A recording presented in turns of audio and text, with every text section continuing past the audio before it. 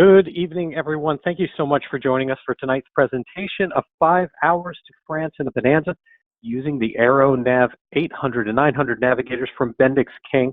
My name is Jeff Simon. I'm president of SocialFlight. For those of you joining us for the first time, SocialFlight is the free web and mobile app that is dedicated to supporting general aviation. All you have to do is visit socialflight.com or download the free SocialFlight mobile app for Apple or Android devices, and you get access to over 10,000 aviation events, destinations, restaurants, the $100 hamburger, everything. You even get a weekly email with a list of all the aviation events happening in your local area that comes to you weekly. You can just see it and link to whatever you might want to go to. And the whole purpose of this is that our mission is to give pilots like yourselves more reasons to get out there and fly.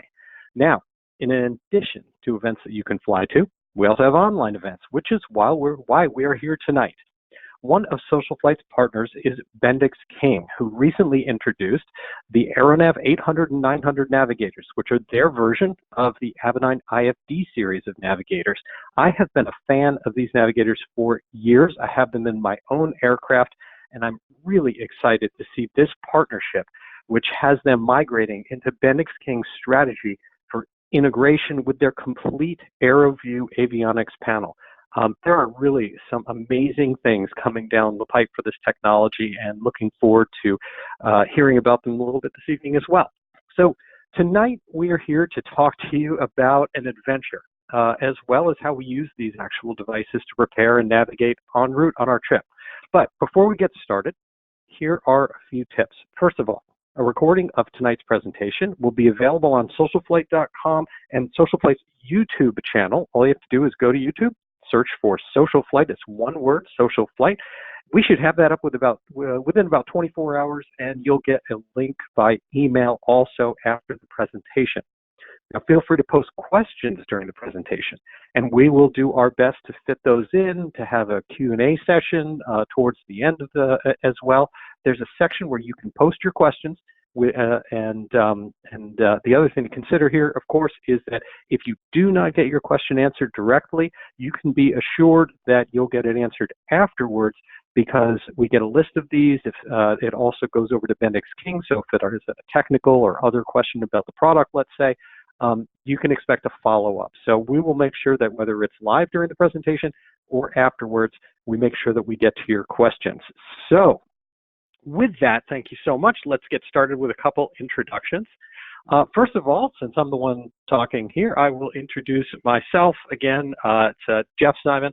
A little bit about my background. I am an AMP and IA mechanic. I've been in the avionics industry for more than a couple decades now, a pilot and aircraft owner, and you may have read some of my columns on AOPA as well. But my passion really is, as I said, promoting aviation, getting people out there and flying, and also getting them to understand owner-assisted aircraft maintenance. So anything I can do to help empower you, feel free to email me. I'll do whatever I can to provide advice and motivation with that. I also happen to hold an FAA, multiple FAA STCs and PMA for aviation products, including modifications for Beechcraft and our new FlexAlert multifunction annunciator. So a little bit of a peek into the side of what it's like to work with the FAA and be an entrepreneur on that side, et cetera. And of course, we already talked about SocialFlight. And as I sit here this evening speaking to you, if I were to turn around and look behind me, I also have in my living room and dining room a T-51D Mustang that is in the process of being built inside our living room here in Massachusetts. And so feel free to take a look at that on YouTube as well. Lots and lots of fun and inspiration going on. And I am joined today for this presentation by Stephen Pearce from BendixKing, a good friend of mine, great expert at BendixKing. Steve, how are you doing tonight? Doing very well. Thanks for that, Jeff. I'll just go through and walk through just a quick introduction for myself here. So I am a UND graduate, so go Sioux. Graduated with a multi-engine instrument rating and a major in aviation technology management. I have worked for BendixKing since 2016, and if any of you are on the forums, pretty much any one of them. Beach Talk Pilots of America, I am BendixKing's voice on that. So if you do have any questions, please feel free to reach out to me on the forums if you feel like that's the appropriate one, or definitely send me a private message on any of those and we'll make sure that those get answered. I've also written some articles for AvBuyer, GA Buyer over in Europe, and some sponsored content for magazines here as well. But in general, I'm just an aviation enthusiast. I love what I do with avionics, and I'm just excited to share some of that passion and talk to you about AeroNav today. Thanks, Steve. Much appreciated. And what we're going to do is we're going to kind of break up the presentation where I'll talk a little bit about our trip and what was involved in our side of it, and then we'll have Steve talk about the products as well and give you some more detail about that. So first off, let's kind of, cut to the chase. We, people use aircraft for a lot of different things. We go out there, we fly the $100 hamburger, we take family and friends. We do it for fun. Sometimes we do it for business. And one of the things that I really like to also do is try at least once a year to come up with some type of epic adventure that really kind of creates a lasting memory. And every once in a while I travel to Canada, and on one of my trips there, I had heard someone make a comment about the ability to fly to France and these mysterious islands far off the coast that were still part of France. And as I looked into this and got more information about it, I discovered that it is true. It has some amazing history, some amazing culture, and is one of these destinations that is just absolutely perfectly tailored to general aviation. And so we're going to talk a little bit about the background of this and what's involved. But we came up with this adventure where we were doing 3 countries, 2 overwater crossings, and a great adventure here in 5 hours from Boston to get to these French islands of Île-Saint-Pierre and Miquelon, which are actually parts of France. And that is really, quite amazing. Don't even think about it existing. And I think you're going to be impressed with some of the fun things, and you may be able to add it to your trip plan as well. So let's start with some history. In obviously a presentation about avionics and things like that, getting a little world history doesn't necessarily seem like a great fit, but I'll tell you, it is fascinating as an American to learn. The more that I learned about this culture and where this was and what the history was, the more amazed I was that it's something that so many people have just never, ever heard of. And so we start with these 2 little islands that are off the coast beyond Nova Scotia and Newfoundland and inside of Newfoundland. And it starts with what the actual benefits of these islands are. So it turns out that they have 2 things going for them. Saint-Pierre, which is the smaller one down at the bottom that you see here, first of all, happens to have the only real deep water port in the area in that particular part of the region, and the entire area happened to have some of the best fishing in the entire world. Well, back when you go into the 1600s and 1700s, that meant a lot.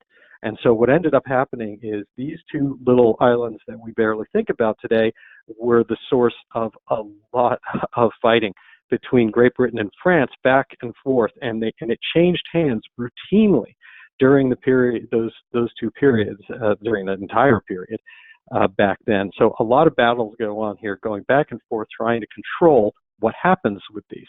And by 1815, with the second abdication of Napoleon, it finally goes back to France, which is really interesting. And when you also, something that's important is that when the French Revolution, when the American Revolution was happening, etc., as these things happened, they would declare their allegiance, and their support, being part of France and being culturally French, really led to them siding with us during the American Revolution, which didn't make the British too happy. And so they would land there, deport the French settlers would come back, lots and lots of fun stuff going on. Well, 1903 comes around, we almost bought it. Senator Henry Cabot Lodge had made a movement at that time that almost passed for this to be part of the United States. And so by that small margin, it turns out that actually never happened. And then what happens is things move along, World War I occurs, and nothing much is happening there until Prohibition shows up. With the arrival of Prohibition, something very unique happened there because, as I mentioned, these islands were part of France. They weren't considered some remote outpost. They weren't considered a protectorate or something. They were part of French soil and part of Europe at that point. And being so close proximity-wise to the United States meant that Al Capone could step in and essentially make this a major operation for his bootleg industry in smuggling alcohol through Prohibition into the United States. And it was really, there's still a lot of kind of vestiges of this and what happened there on the islands. It's really, really interesting because during this entire period, it literally fishing pretty much ended and bootlegging and processing took over because people were expecting things trying to come across from Canada being so close. People weren't expecting quite as much when you think of things coming all the way from Europe into the country, and they were looking at major ports and major things from Europe. And here we are, this is something that technically was Europe and France, right over the border. It was a great way for them to have a smuggling operation that could do things that they couldn't do over the entire Atlantic. So the entire economy of these islands switches over into that until Prohibition ends, falls back into fishing and quietness until the next thing that happens, which brings the importance of having a piece of Europe right off the coast of the United States into the front lines, and that was 1940. 1940, with World War II, when France fell to the Nazis and the Vichy government took over, well, these islands were part of France, and they fell as well.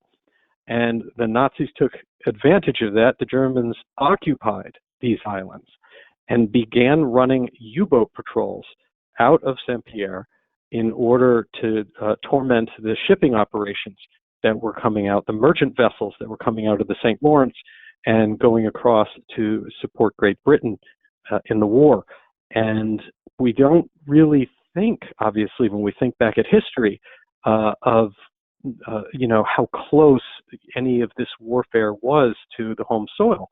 But the reality was that it was very close, and there was a lot of this activity that was starting to happen during this short period of time, beginning in 1940, to build up and patrol and do quite a bit of damage to our support of what was happening with World War II during this. We'll come to 1941. On Christmas Eve, Charles de Gaulle, in exile, makes his first move of pushing the buttons to enter the war. And the first thing that happened was an actual parachute invasion into Saint-Pierre, Christmas Eve, 1941, to take these islands back from the Germans. It was one of the first moves in recovering France, was actually recovering these islands. And from 1945 to the present, fishing, tourism, and a great place to fly your airplane. So a little bit of kind of interesting history for you there, hopefully.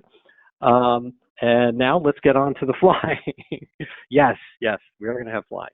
So let's talk about this. Now, if you look at the map about Saint-Pierre and Miquelon, you look at a map, this is what you generally see. You have us going up there, you go through New Brunswick and Nova Scotia, all the way out there, and before you get to St. John, you can see there's these two little islands. That's what you see on that side of the map. Now, as pilots, when we switch to the next screen here, and we use the kind of typical apps we use, unfortunately, this is what we see. And that becomes a problem because United States charting goes to the point that you can get just out towards Prince Edward Island, Nova Scotia. You get the southern parts of Canada on United States charts, and then nothing else. And that in itself causes some challenges to do that. Now, one of the interesting things is, well, depending on what product you use, is here's the first kind of great tip takeaway of what you can do if you go beyond that. Now, flightplan.com, FLTPLN, flightplan.com has free access to charts that go into Canada, as well, in this case, as covering these islands, and even some of the data from the French Aeronautic Bureau. And that's a very, very important thing, because otherwise getting charts, even Canadian charts, and being able to do flying in Canada can be expensive if you have to work with Nav Canada. And so a great way to do flight planning anytime you're doing both of these is to balance whatever your normal electronic flight bag charting software is with getting and using the free version of flightplan.com or the FlightPlan app, so that you can actually see this. Now, FlightPlan is now owned by Garmin, and so the future of that product and the future, of course, of the ability to have this stuff for free is not something that is really kind of guaranteed. I don't know what's going to happen moving into the future when now that's under Garmin's control. But it is a really good thing to seize now if you have the opportunity, because it gives you some really, really great things. One interesting thing about this slide, as you start getting further and further north here, we noticed something as we were flying, and that is when you look at the actual charts, if you look at the left-hand side, right now you see two different colors of blue. The left-hand side of the chart here happens to be the Canadian and also FAA-based data. The right-hand side, I think, is where they're getting some of their data from other sources for their charts. But you can see a textured surface on the water for part of the water. And this is the first time that I'd have ever seen this. And I did some research as I was looking at it to kind of understand this. What's interesting as you get further north is the charts, the VFR charts themselves, actually show the extent of pack ice in the winter. And so if you are going to be doing any flying into the northern regions, it's important to actually see that. That actually has an impact on safety, where you'd be able to land, things like that. But it's kind of a fascinating little note as I looked into this. And so as we go to the next slide here, let's talk a little bit about international flight planning and what was part of this. First and foremost, data and charting. Now, what's interesting is that the data for the Aero Nav devices and the data for your electronic flight bags and the data for approach plates or things like that you would fly is different in terms of totally different subscriptions covering different things. And what I really have found consistently is that the one that you have to worry about least, the most inclusive data that you get, is the data that goes into the Aero Nav systems. Jeppesen provides that data with Canada and North America as kind of like one subscription you can get that covers all of it, that even included the French data, and this was the only source that actually had the French data for us. The indicator there for Saint-Pierre is Foxtrot Lima Victor Papa up top that you can see. Now, what I mean by that is that as long as you have that subscription, that one subscription for those regions, which is fairly reasonably priced, then at least your navigators, they have all the approaches. They have all of the identifiers and the locations and the airports, etc. So at least you have your information there for navigation purposes, for legal purposes, and all the things that you need to do.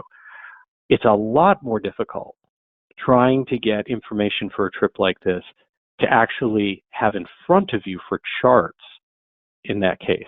Because when you start talking about charts on the EFB, well, you can do, like we use FlyQ, or a big fan of FlyQ for the US and Southern Canada, and then switch to that Flight Plan Go app for Canada and those French islands, and that covers you for that. But when it came to actually having the charts, both for like airport diagrams and approach plates and things like that, that actually required communicating with Paris to actually communicate with the service, the information, aéronautique in France. I can't pronounce that properly, but they were great to work with. There were some language challenges, and of course we had to deal with time zone wise with being able to do that. But we actually had, in order to get that information, we had to work directly with France to do that. No one else had the data, which is kind of interesting, right off the coast of Nav Canada, and you know, they can't help you at all. So that's an important step. What was nice is that we did deal with them via email, and they did actually send it to us at no charge for those two particular islands of Saint-Pierre and then north of it, Miquelon. So they sent us a big packet. It was like 60 pages. That was their kind of ATC information, which somewhere in there happened to have the charts. I'll show you some of that. And then had a lot of their own information about operations and things like that there. So that's really important. That's how you get your data. Next is fuel planning. So first of all, fuel is very expensive in Canada. Our experience has been about more than $10 a gallon in order to get it there. Of course, measured in liters and priced in liters, so you have to kind of calculate that out. That's great, but Canadian fuel is cheap compared to Saint-Pierre because they don't have any. So you have to plan your flight to tanker your fuel in and out. It wasn't that much of a problem, but it is something that you definitely have to plan for. And one of the nice treats along the way is the last airport on the tip, northeastern tip of Maine is Eastport, Maine, Echo Papa Mike. And it is a great airport. It is a small hometown little airport with, you know, EA chapter and all the other things going on. No tower, just a little airport. And yet they have customs, which we'll talk about how important that is, and really inexpensive gas, even though you can pretty much take a baseball and throw it and hit the line where it crosses over into Canada. So a great stop and launching point for any of your trips that you may choose to take into into southeastern Canada from the northeastern United States. Next step is local planning. If you are going to go and visit Saint-Pierre or Miquelon, housing is very, very limited. They only have about 4 or 5 places to stay, which are generally really bed and breakfast in people's homes for the most part. Wonderful places, but you've got to make plans for that in advance. You also have to do what you can to deal with the fact that very few people speak English there. They speak French. They consider themselves pure French, and you have to find a way to get past the language barrier when you do that. The same is true of limited restaurants. There's only a few of them. They are probably the best restaurants I've ever gone to. Absolutely fantastic. It feels you know, like you've gone all the way over to somewhere in Paris. And so you have to plan in advance. You also have to understand the cultural side of doing that, which we weren't as prepared for as we had hoped, which was, for example, a quick funny story. We went and went to one restaurant. We had no reservations, and they were trying to communicate with us and explain without any reservations. At first, they thought they couldn't do anything, and then they came back and said, essentially, like, you know, something about 1 hour. And we said to ourselves, like, hey, we have nowhere else to eat. Like, of course we'll wait 1 hour. They said the same thing multiple times, making sure we understood and that we were okay with that. And then as soon as we convinced them that we were absolutely okay waiting for 1 hour, they showed us to our seat. What we eventually figured out is what they were trying to tell us was that they would give us a table and they would serve us, but we had to be out in 1 hour, which to an American seems like a plenty of time to have a meal. Apparently, to the French, that is an insulting amount, a short time frame in order to have a meal. And so that's what we were talking about without knowing it. We had a wonderful meal and moved on. The other issues are business hours, things close down midday, etc. And a quick tip about phone networks while you're there. in the United States, we sign up for Verizon, AT&T, Sprint, whatever. We don't have any other choices. When you leave the country, one interesting thing occurs. Your phone has a built-in feature where now you can choose what network you are going to use. It's not a feature we generally even see here in the United States, but as soon as you do that, that feature gets unlocked. You can go in and you can choose a network. And you have, when you travel in Canada or you travel to Saint-Pierre, there are 3 or 4 different networks to choose from. Some have data access, some do not, some have different pricing. You should research it in advance with your phone company and just make sure that you know what you're doing there. And then the last point, everything is in euros. There are no dollars. There is no, most places don't even accept dollars. So just plan in advance for that. Back to a little more flying. We talked about approaches. We talked about data. This is an example of the data that we got, the approach plates that we got directly from the Aviation Authority in France. And it took some research and some study in order to understand this. Now, it's great if you can do everything VFR, and you should plan for VFR. But if you are an IFR pilot and there are any chances that the weather is going to change or anything like that en route, obviously it matters to have these approaches. And as you can see, they do not look quite the same as the FAA approach plates do. There are some significant differences, and I actually ended up in quite a few discussions with some folks locally that I respect a great deal in order to understand how I would do things with the equipment on board in order to do things such as on the right-hand side, you can, or on the actual bolts, you can see here, to enter this ILS approach, that you'd be coming in that initial approach fix, which was a DME distance. And following that, even though it's not really a DME arc, it's actually an ILS approach. So interesting things, and it takes some time to go and research and understand it, and also get some practice in going to the part of the chart that's written in English, because some of the chart is also, of course, written in French. And you can actually see that part here where you're talking about these different steps and how you handle it, and very quickly you want to get down to the missed approach part that's written in English, so you know that how to actually handle that as well. So that was kind of an interesting part of it. This was another approach just to show you. Now, we're used to flying AeroNav GPS approaches.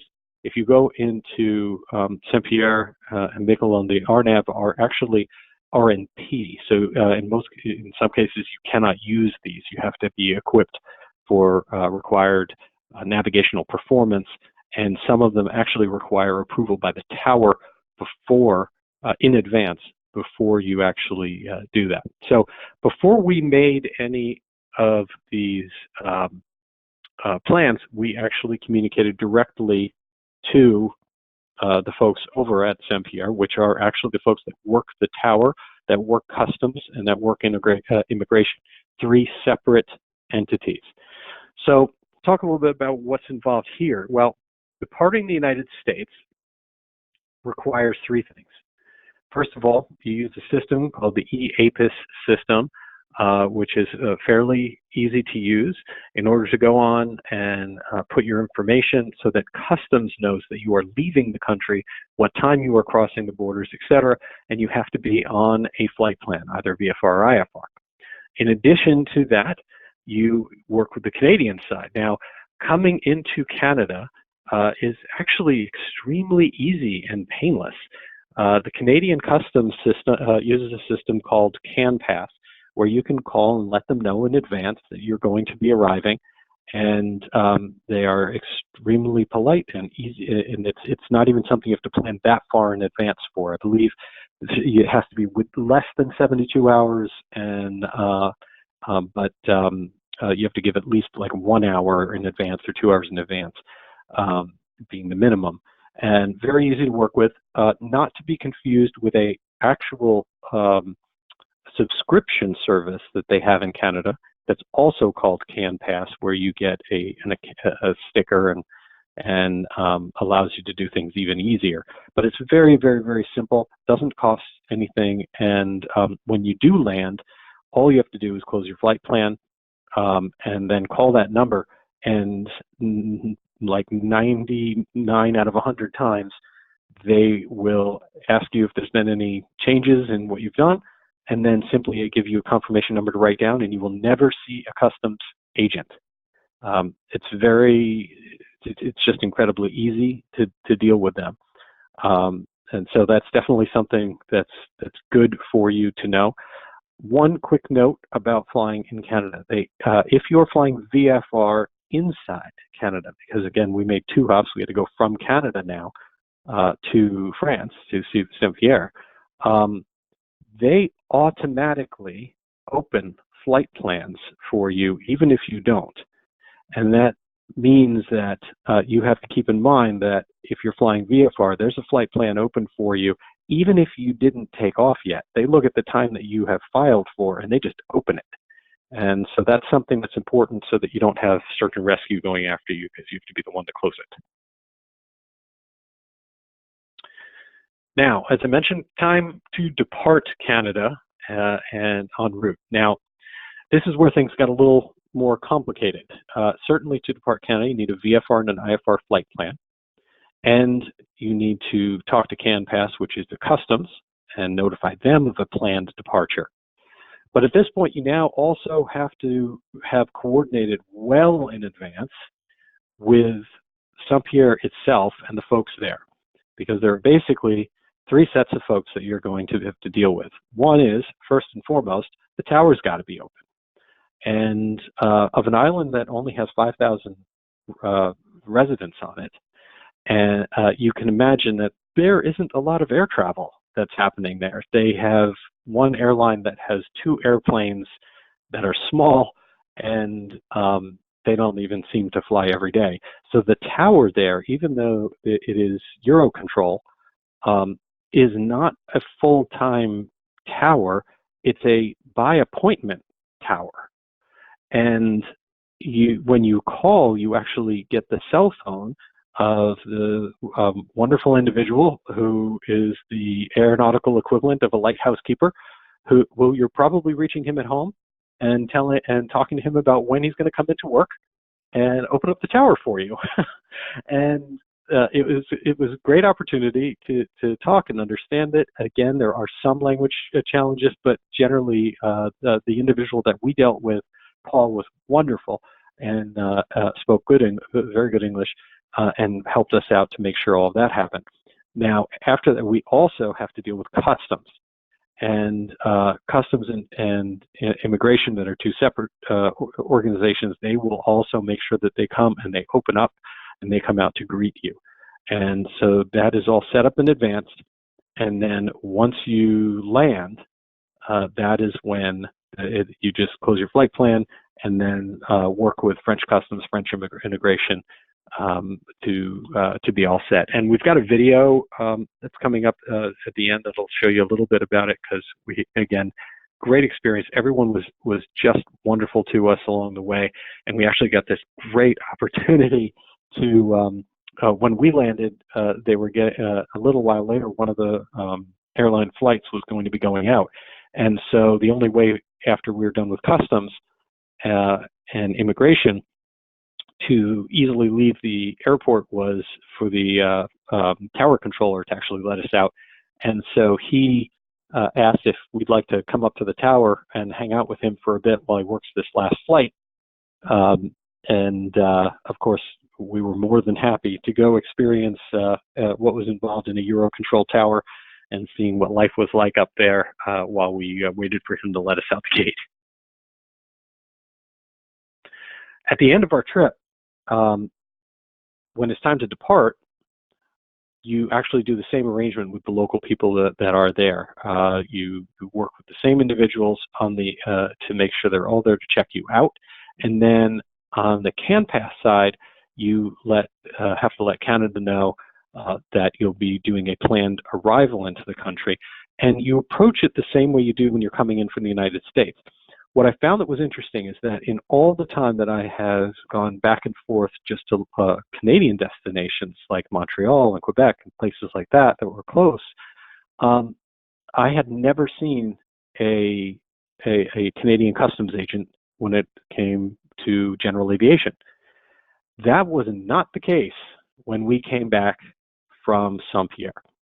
They view coming in from the EU, which this is, very, very differently. And so they will come out and meet you in most cases. They will handle everything very differently, just because they treat it the same way as if you came all the way over the Atlantic. Another note about the kind of what's there when you do see it. We'll show you some on the video, but again, I keep saying European Union, everything there is the same as being over there. The cars are European cars. I think it has a lot to do with the taxes and import issues and things like that, but because of it, from a bathroom fixture to a car to a loaf of bread or whatever you're going to see, everything is very much from there. Back in Canada, after you've come in and kind of emigrated, from Branson, you then have to deal with the departure side from there. Now, at this point, another important thing: coming into the United States is very, very different and much more difficult than any of the things I've talked about so far. And in addition to filing your EAPIS of Notice of Planned Arrival with all the information about everything inboard, then I also recommend that you deal with directly with the customs agent. Now, not so long ago, it was fairly easy to look online, find out where the airports of entry are, what the hours are, and simply come in and make an appointment and be able to make an entry. And when I say not that long ago, I'm saying even only a few years ago it was easier than it is now. It has gotten very, very complicated in some cases to come in. One of the things that is important, I recommend that you research anytime that you're coming back into the United States from, you're going to be making a trip which has you coming back into the United States from Canada, is you actually look into your options and make a call directly to that agent asking what the fees are involved and what permissions are involved. Because what has happened more recently is that there are now a few things. First of all, the information on the website for the customs service is not accurate. We have found multiple times it tells you there are going to be hours of operation that are incorrect, phone numbers that are incorrect, all sorts of stuff.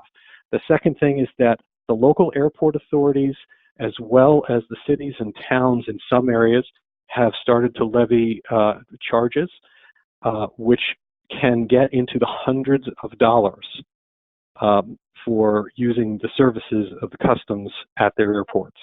And that isn't listed anywhere unless you call and try to get that information. And then the third one is that some of these airports are by permission, advance permission only. And these are decent sized airports.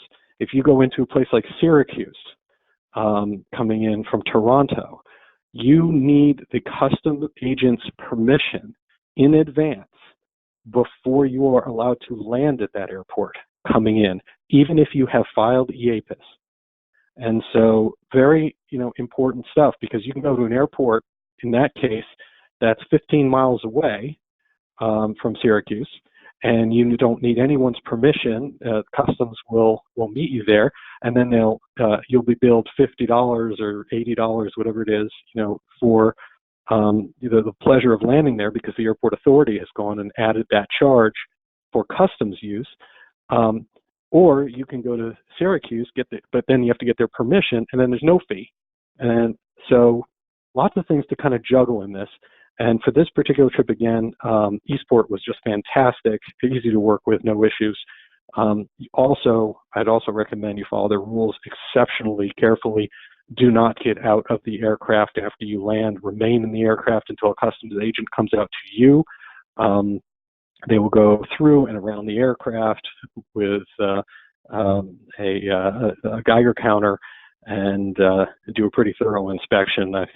There's nothing easy about coming in. But the bottom line is, be careful, plan in advance, verify by calling people, make sure they're going to be there.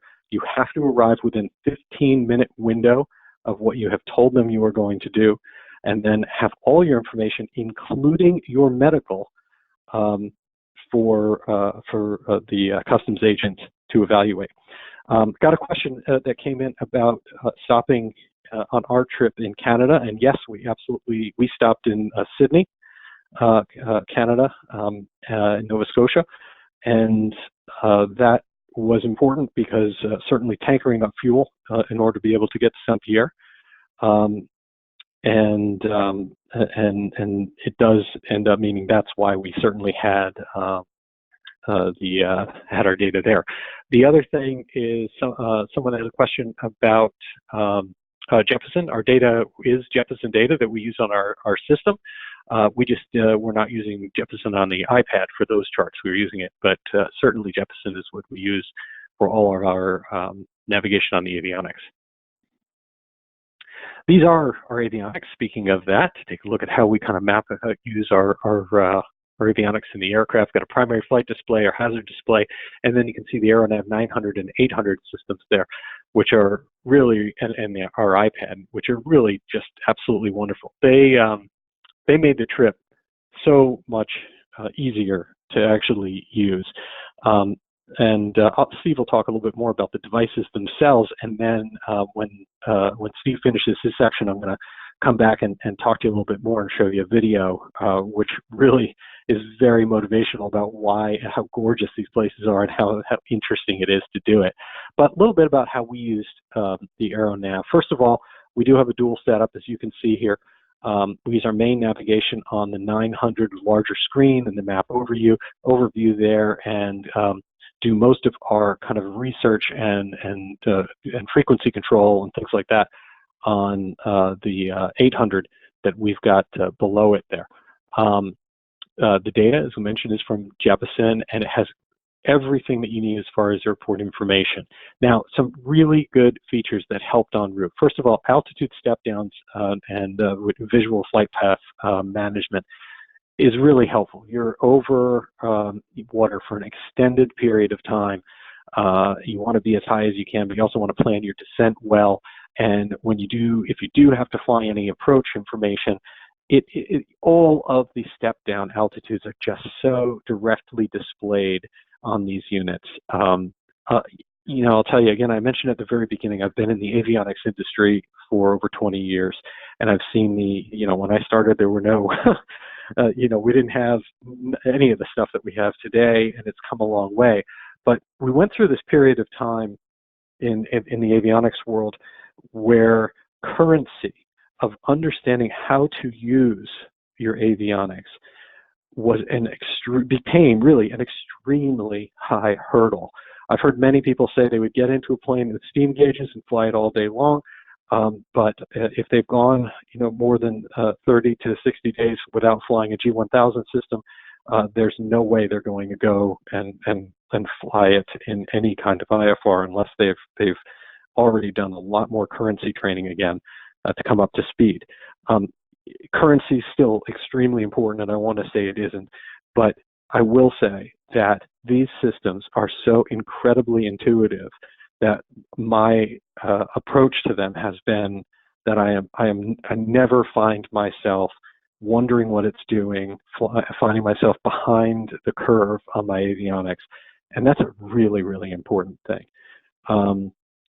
So moving beyond that, one of the things I really do like, you have, as you can see here in the upper left, these three systems, and that is the three that we actually have here for having multiple standbys.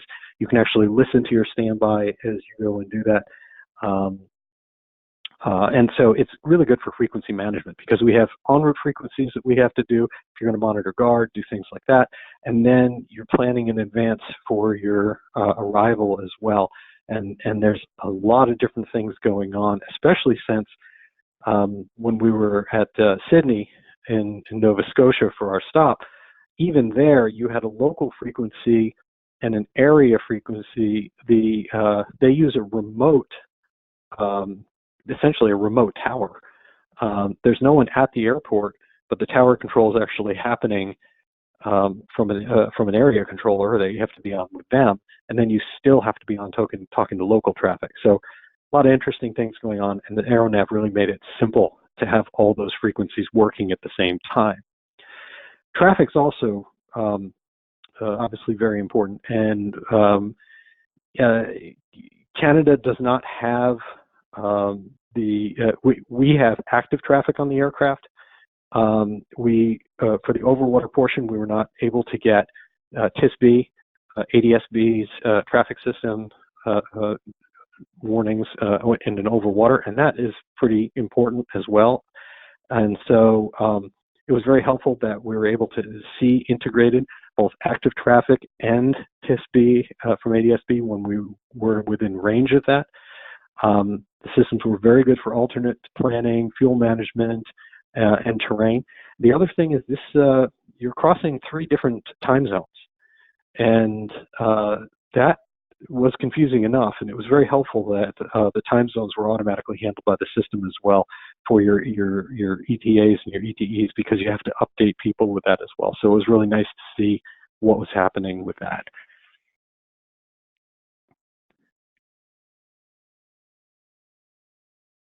With that, we'll take a few slides here, and Steve, I'm going to hand this over to you, and then we're going to come back, talk a little bit more about some of the kind of fun aspects and show you a little bit more about our trip. Absolutely. Yeah, I'll give everybody on the line a break from Jeff's voice here for a little bit. But I'm just here to kind of talk about the general overview of the Aero Nav system. Jeff had some great pictures of how that's used in practice. And so I'm going to talk about kind of some of the features that go into actually using that in the airplane. Talking about the customizable display, and Jeff kind of hit on that with the frequencies, making sure that your common nav blocks are set up how you want those to. You can actually add a 4th frequency in there if you want that, but all your data blocks are actually customizable, which is kind of crazy. So everything along that top strip there, you can customize that to whatever you want, essentially how you're flying the airplane. In this photo, we have it showing Zulu time and GPS AGL altitude. Jeff, I think you had vertical speed required set up on yours, and maybe something else there, if I kind of remember that properly. But a lot of flexibility, and what that allows you to do is just fly the airplane how you want to fly it and have the data that you want displayed that's critical for your mission displayed on the display when you need it. The side data block is configurable as well. So lesson kind of out of here is just make sure that you read your pilot's manual and you configure this and you play with this while you're on the ground and get it configured for what you want when you're flying. And that's one of the beautiful things about this is we aren't locking you into a single display and locking you into data that we think is important. This allows you to make sure that your data that you want to see is the important data that's displayed there. The other thing is these are entirely, there's no nested menus or anything along those lines. These are what we call a tab page layout. So you'll see the tabs along the bottom, and then those switches that say FMS map and auxiliary, those are actually rocker switches. So if you don't want to touch the touchscreen or you're in turbulence and you want to make sure, you can actually just click either left or right on those buttons and you can rock between your tabs there. Very shallow menu structure, which means you can get places really quickly once you're familiar with the unit. which is important, and you do have that tactile feedback, so you can always have that kind of memory to get places. And when I was learning to fly, that was always a big thing. When you're on knobs or clicking knobs and you need to get to a certain page, you always knew that it was like 1 or 2 knob clicks to the right, and then your top piece, top knob there, your concentric piece, 2 clicks to the left. And so you still have that same tactile feedback when you're flying, when you're in turbulence, and you get familiar with the unit, which I think is a really important piece, rather than, if you've ever tried to type somebody's phone phone number on an iPhone and not look at your screen, I guarantee you're going to make a lot of mistakes. So that's one of the nice features, just kind of walking through how that's customizable. We want to go to the next slide here, Jeff. So this kind of gets into a little bit more of the flight planning and how you're going to get your waypoints and things like that. In the last slide, we saw on the 2 bottom left-hand buttons there, we have land and nav decluttering, which is really nice because it allows you to tailor what you see on your screen for your phases of flight. And what that means is, if you need to see a lot of information, your en route, you need to know your options of where you could land, other, airspaces, things along those lines. It's great to have a lot of information.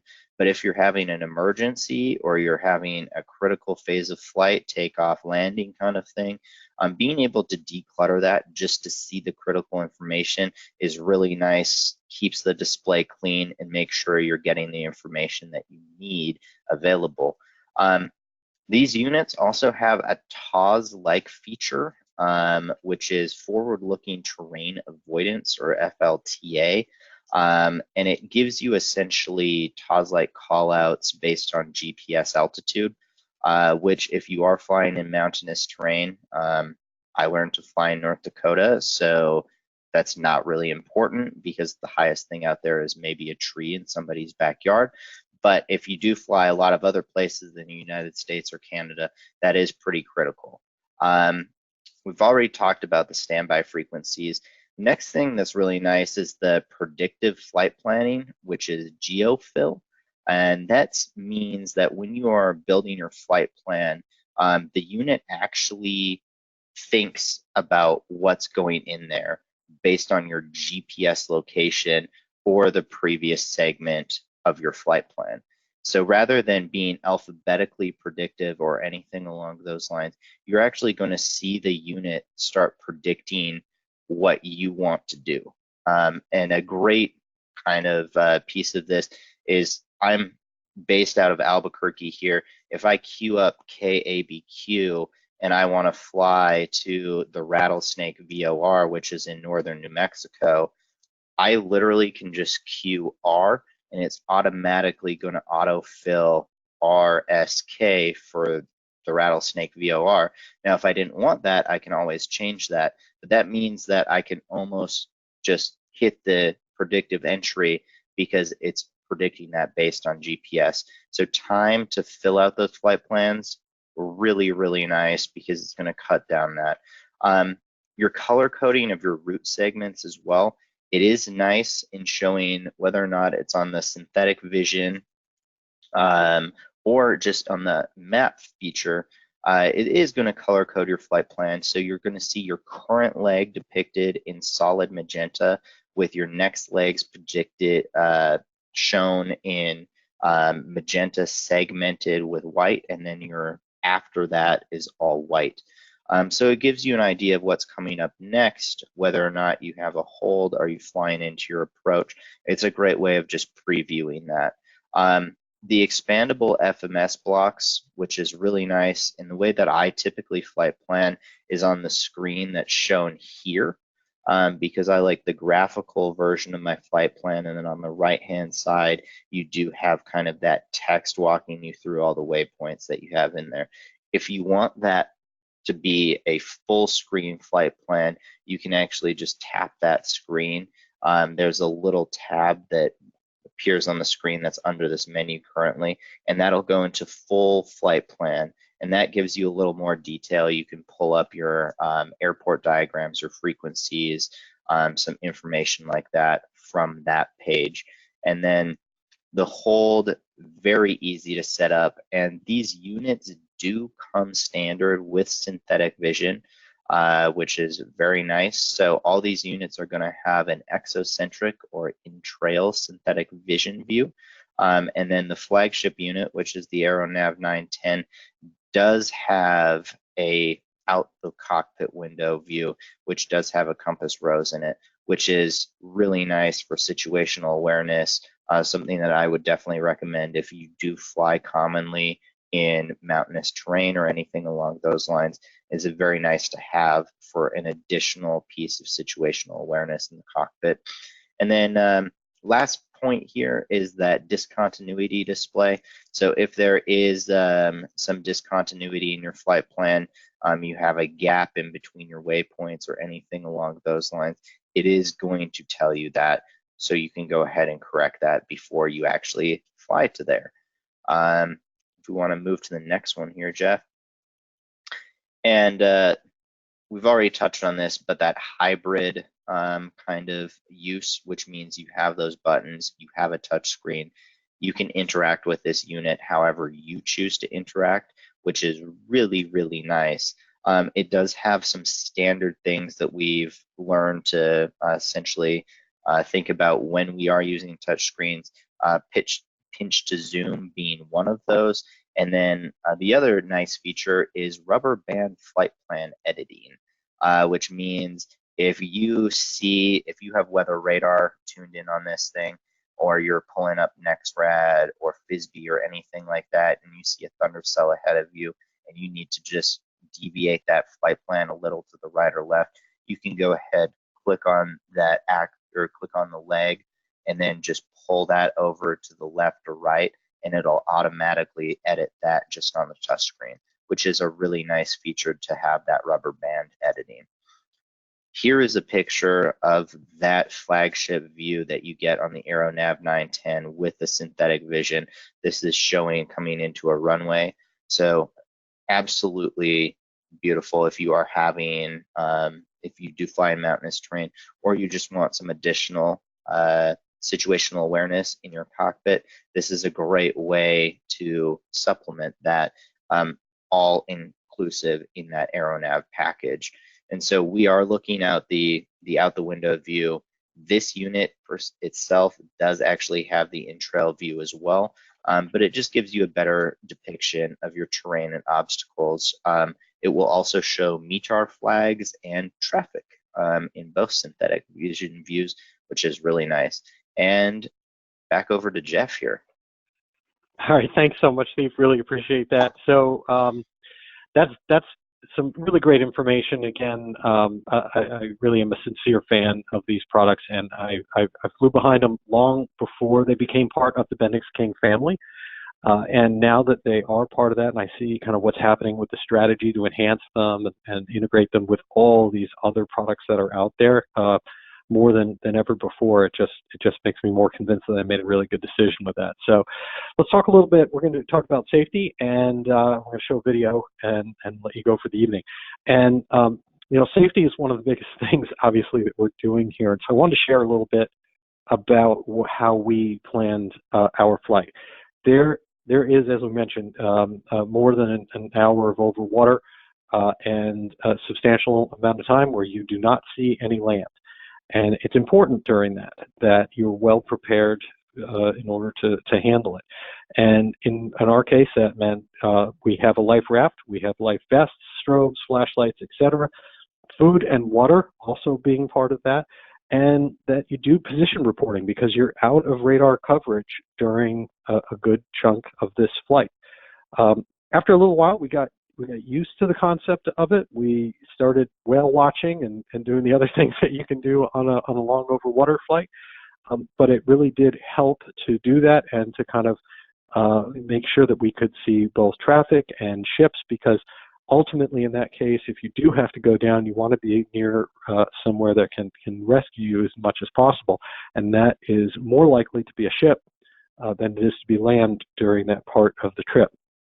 Now, the other thing that's really important here has to do with briefing and training the crew and the passengers. Anyone on board, we were very clear about what all the steps were involved in if this was going to go down. Whose job was what in terms of doors, organizing things, being ready to leave, who was going to communicate, who was going to look for things, and how do you operate everything, including things like the raft that better be outside the airplane before the cord gets pulled, etc. Very, very important that you do this and that you're able to kind of quiz people en route. And then the last point of this, of course, briefing the flight, the charts, and the terrain is a big, big deal. And that includes, when we say terrain, that, you know, it matters coming out of there. Saint-Pierre's got basically a small mountain. It's a kind of a hill of an island, and it matters. There's only one way to turn out to be safe of that when you're on departure as well as on your arrival. So with that, what I'd like to do now is show you a quick video of the adventure, and then you're all set for our evening. Definitely appreciate you doing that. So when I share this, it'll take just a minute. It will open up for you. My direct audio will be cut off during the video, and then I will switch it back in order to take any final questions that you have. So with that, let's launch the video.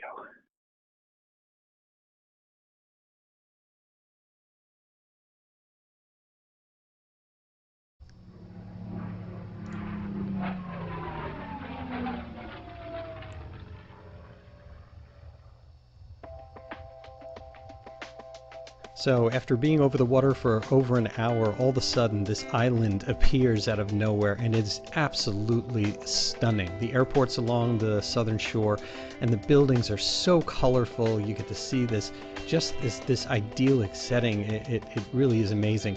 It was a difficult approach. We had winds gusting 19 to 28, and it was about 40, 50 degrees to our right, so really, really gusty and difficult to stay on the center line. But we got as close as we could, and were able to touch down safely. And then what's really, really interesting is they assign you a very specific place to taxi to, and a tie-down spot that has a letter and a number, and you just follow the lines, and it literally tells you for each letter and each number where to go and park. I've never seen anything as organized as this before. Finally, after shutting down and getting rid of the white knuckles of landing, we're able to disembark and put the flaps up and start unloading all of our gear. We use these folding bikes by a company called Downtube, D-O-W-N-T-U-B-E, and they're remarkably inexpensive and light and very, very easy to take with us. It really is great, and it lets us do everything. Now, after we landed, we were invited up to the control tower, as we talked about. Really so cool. This gentleman who is the flight controller there for Euro Control, because it's France, his name is Paul, showed us everything about how this tower works, how all the systems work, how flights are handed off. Ben even got to work a flight from Gander. It was really, really cool, and he printed out the ticket for us. So afterwards, we are off to explore Saint-Pierre on our bikes, and it is just a wonderful place. If you are into the outdoors, if you like biking and exploring, this is really something that has to be on your bucket list. It's not a big place, but it is amazing in terms of the beauty and the landscapes. Truly, breathtaking.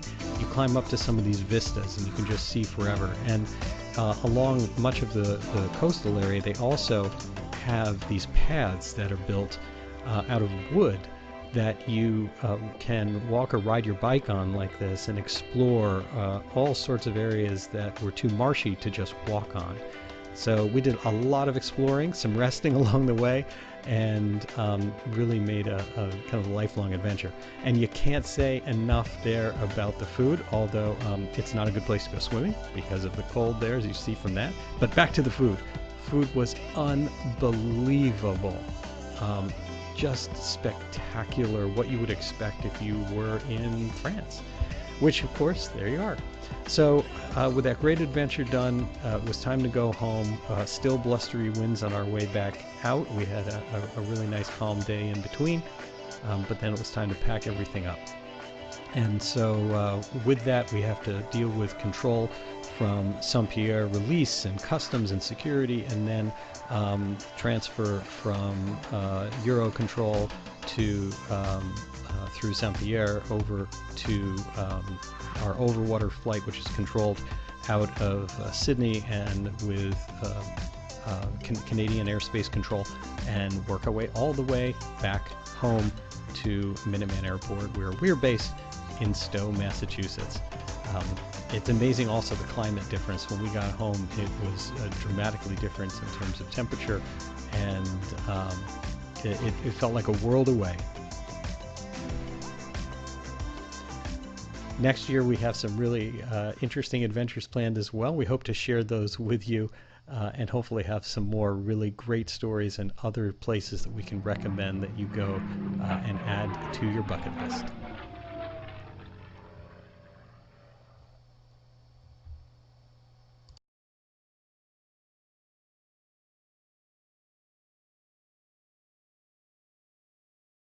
All right, so that's a quick little view of the trip. Again, I'm available for anything, any questions that can help you with your planning and with your future adventures. And of course, Steve is there as well in order to help you with any questions that have to do with BendixKing's products.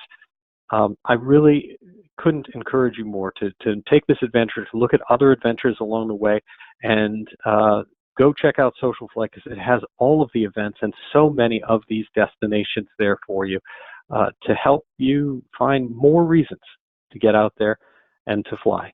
So again, thank you so much for your time this evening. Really appreciate it. Look forward to seeing you at another one of SocialFlight's webinar series. And until then, have a wonderful evening. Blue skies.